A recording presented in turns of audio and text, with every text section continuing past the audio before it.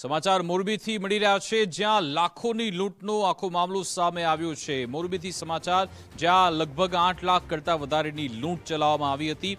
સરતાનપર road પરની ઘટના, જ્યાં 8 લાખની લૂંટની ઘટના બની। એક્ટિવાને કારથી ઠોકર મારી છરીની અણીએ લૂંટ ચલાવવામાં આવી। બનાવ બનતા પોલીસની ટીમ અહીંયા પહોંચી મની ટ્રાન્સફરનું કામ કરતા એક યુવાન પાસે લૂંટ ચલાવવામાં આવી।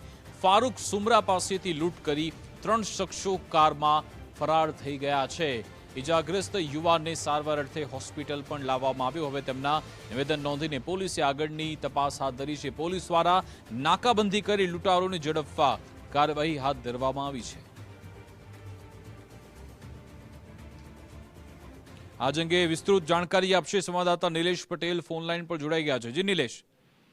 વિકાસ, જે ઘટના બની છે આ સરતાનપર રોડ કે જે ઇન્ડસ્ટ્રીયલ વિસ્તાર છે ત્યાં બનેલી છે। લગભગ 2 વાગ્યાની આસપાસની આ ઘટના છે અને જે રીતે મની ટ્રાન્સફરનું કામ કરતો જે વ્યક્તિ છે ફારૂક સુમરા, એ એક્ટિવામાં પૈસા લઈને આવી રહ્યો હતો મોરબી તરફ, અને એ દરમિયાન પાછળથી એક કાર આવે છે અને એ કારમાં આવેલા 3 શખ્સો જે હિન્દી ભાષી છે અને એ કારમાં આવેલા 3 શખ્સો એક્ટિવાને ઠોકર મારે છે અને જેવો ફારૂક નીચે પડી જાય છે તરત જ તેને છરી બતાવવામાં આવે છે અને તેની પાસે રહેલ થેલામાંથી લગભગ 8 લાખથી વધુ રકમ જે અત્યારે પ્રાથમિક બહાર આવી હતી, પરંતુ લગભગ 10 આંકડો પહોંચે તેવી શક્યતા છે।